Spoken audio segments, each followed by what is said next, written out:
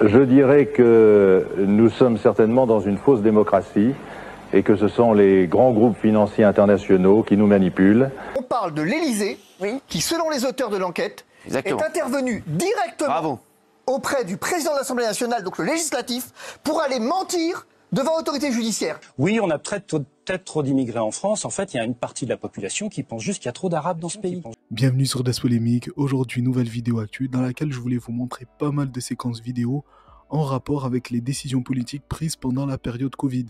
Mais pour commencer, je voulais vous montrer une vidéo de Donald Trump qui est en bisbille avec la Colombie et vous allez voir que ça fait directement écho aux tensions politiques qu'il peut y avoir entre la France et l'Algérie. Que se passe-t-il entre Donald Trump et la Colombie? Dimanche, des tensions sont nées entre les deux pays alors que Bogota avait refusé d'autoriser des avions militaires américains chargés de migrants colombiens expulsés qui ont dû rebrousser chemin. Le président socialiste colombien, Gustavo Petro, avait alors annoncé avoir interdit leur entrée, affirmant qu'il n'accepterait que des vols civils qui traitent les migrants avec dignité. Un migrant n'est pas un criminel et doit être traité avec la dignité qu'un être humain mérite. C'est pourquoi j'ai fait refouler les avions militaires américains qui transportaient des migrants colombiens. Je ne peux pas faire en sorte que les migrants restent dans un pays qui ne veut pas d'eux, mais si ce pays les renvoie, cela doit être fait avec dignité et respect pour eux et pour notre pays. En représailles, Donald Trump, qui a fait de la réduction de l'immigration un sujet central de sa campagne présidentielle, a annoncé sur son réseau social Truth Social plusieurs mesures de rétorsion. Imposition de 25% de droits de douane pour tous les produits venant de Colombie, un taux qui pourrait s'élever à 50% après une semaine, malgré un accord de libre-échange signé entre les deux pays. S'ajoute à cela l'interdiction de voyage et la révocation des visas pour les officiels colombiens, ou encore un renforcement des contrôles douaniers et l'application de sanctions économiques et financières.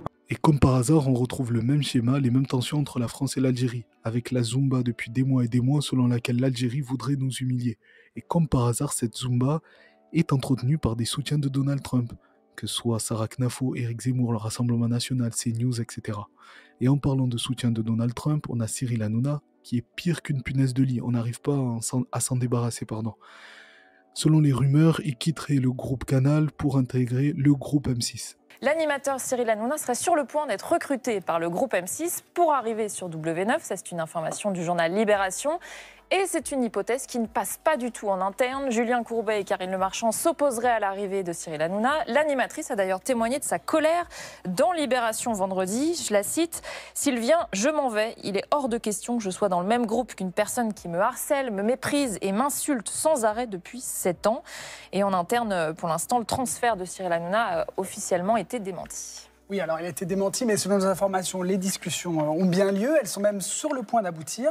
Ce qui est prévu, c'est une arrivée en septembre de Cyril Hanouna sur W9 et sur Fun Radio. Et ce qui est sûr, c'est que ce qui intéresse M6, c'est pas le Cyril Hanouna qu'on voit aujourd'hui qui parle beaucoup de politique, c'est le Cyril Hanouna d'avant, celui qui était sur France 4 ou sur C8 et qui était essentiellement une émission sur la télévision et sur un grand divertissement.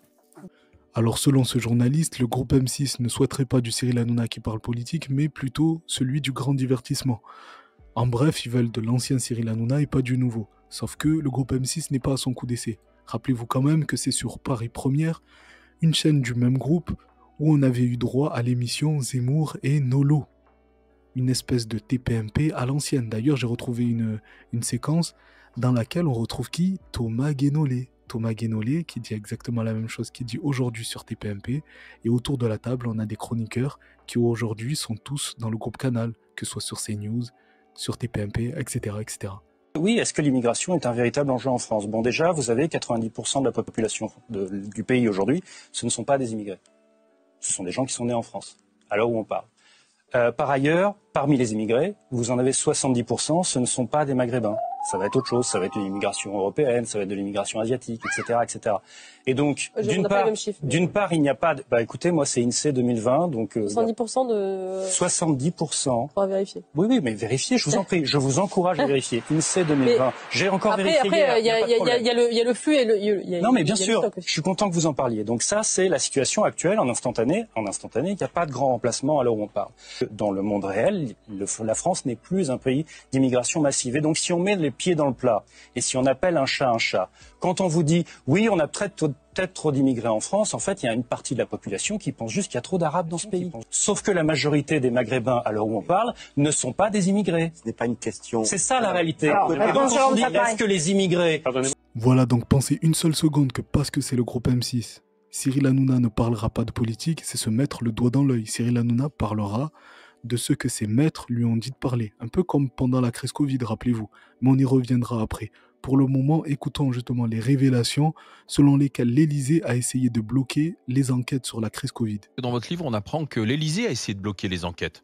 Oui. A essayé de court-circuiter les juges. Il y a une note d'ailleurs qui est tout ce qu'il y a de plus officiel, quoi. Même des SMS, vous parlez des SMS. Alors, comment ils ont essayé de bloquer ? Il y a plusieurs notes et il y a plusieurs. On met à jour plusieurs tentatives d'obstruction du travail des magistrats. D'abord, avec une conseillère de justice de l'Élysée qui va briefer les collaborateurs d'Emmanuel Macron, puisque lui-même, étant protégé par l'immunité, ne peut pas être entendu par les juges, mais en revanche, ses collaborateurs peuvent l'être, et ça se comprend. Eh bien, on va leur faire réciter un texte, en fait. On va leur faire apprendre quasiment par cœur un texte. D'ailleurs, on publie des extraits des différentes auditions. C'est les mêmes, c'est des copier-coller. On récite un texte plutôt que de dire éventuellement la vérité, ce qui aurait pu être intéressant. Mais il y a encore plus choquant, c'est qu'on révèle comment le président de l'Assemblée nationale, qui est normalement quand même totalement indépendant en vertu de la séparation des pouvoirs de l'exécutif, a vu son texte modifié par l'Élysée, le texte qu'il devait remettre au juge, c'est-à-dire sa réponse au juge, sa réponse officielle au juge d'instruction.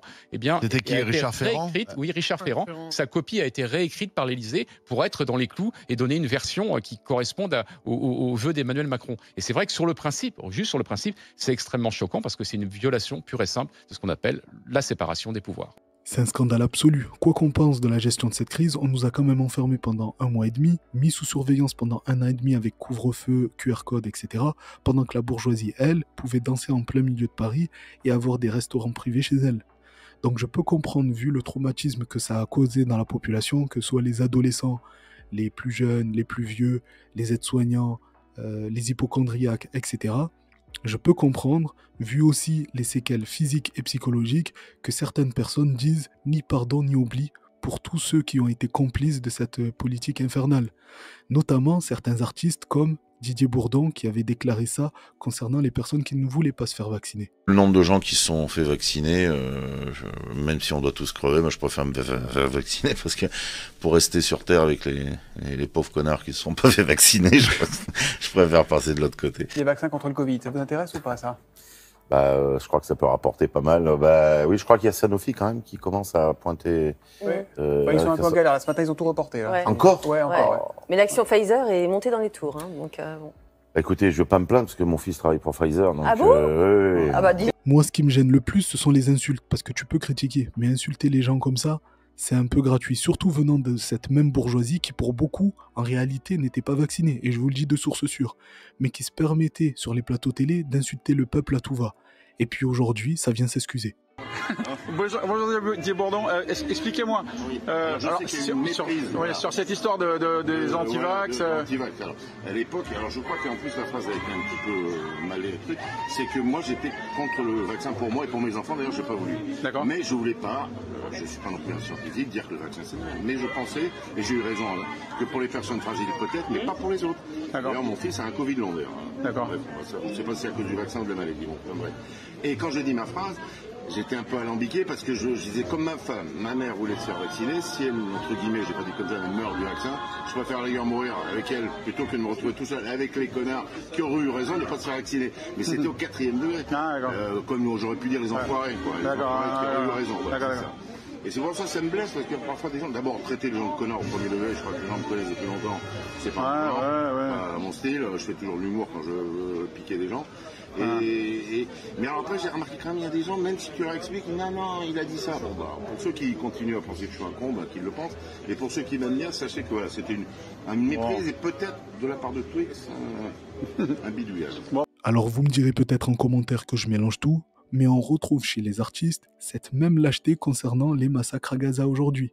Ils viendront dans quelques années peut-être s'excuser, parce que comme dirait Benjamin Biolay, être artiste et engagé, c'est comme se tirer une balle dans le pied. Et certains font semblant d'être engagés, mais remarquez bien qu'ils ne touchent jamais aux intérêts de la bourgeoisie. Parce que quand tu commences à aller sur ce terrain-là, c'est là que tu commences à avoir des ennuis. Hier, c'était dans les intérêts de la bourgeoisie d'être de gauche, aujourd'hui, c'est d'être de droite. J'étais plus jeune, moi je l'étais, mais c'est vrai qu'il était plutôt bien vu d'être de gauche. Donc il y avait plein de gens qui se prétendaient de gauche et qui ne l'étaient pas. Et aujourd'hui, ils sont démasqués.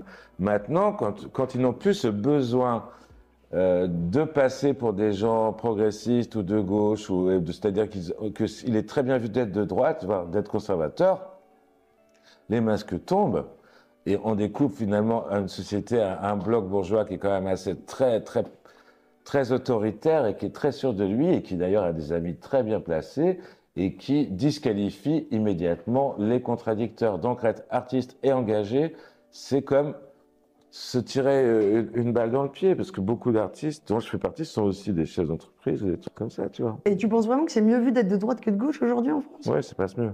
Ah ouais? Mais les temps changent, écoute. Peut-être que ça équilibre.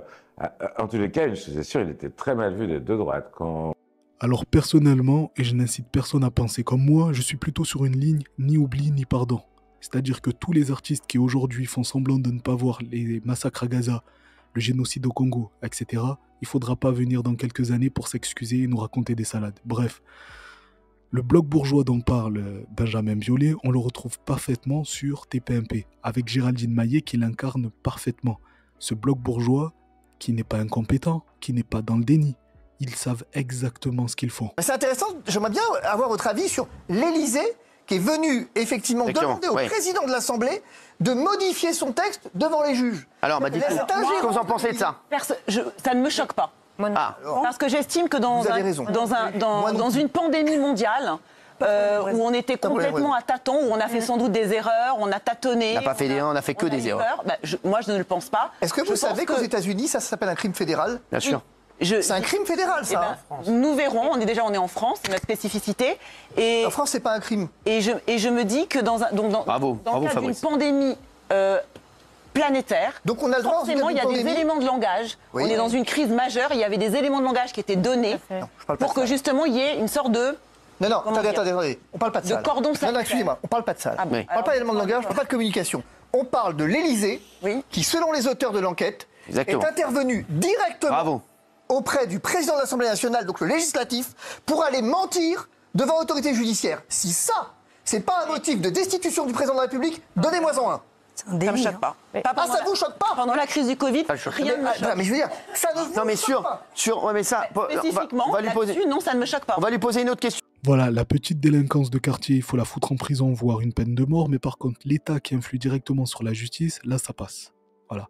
Et ne pensez pas une seule seconde que ça n'a pas été validé par Cyril Hanouna. Il sait très bien ce qu'allait dire, ou en tout cas la ligne qui serait tenue par Géraldine Maillet, et il l'a validé. Bref, finissons avec justement une séquence vidéo, une archive, qui montre bien à quoi servent les émissions de Cyril Hanouna. Traditionnel qu'on pose à chacun de nos invités. J'ai très peur. Si vous en aviez vraiment rien à cirer, que diriez-vous à la télévision que vous n'avez encore jamais dit? Caméra. Ah. Je dirais que nous sommes certainement dans une fausse démocratie et que ce sont les grands groupes financiers internationaux qui nous manipulent et que Rien à cirer fait partie de cette manipulation en nous faisant rire alors qu'ils devraient au contraire dénoncer les scandales. Voilà, tout est dit. Dites-moi ce que vous en pensez en commentaire. N'hésitez pas à vous abonner, c'est important. Mettre un pouce et partager. Moi, je vous donne rendez-vous demain pour une nouvelle vidéo actu. En attendant, prenez soin de vous. Respirez un bon coup. Merci d'avoir regardé la vidéo jusqu'au bout. Dans tous les cas, on est ensemble. Ciao.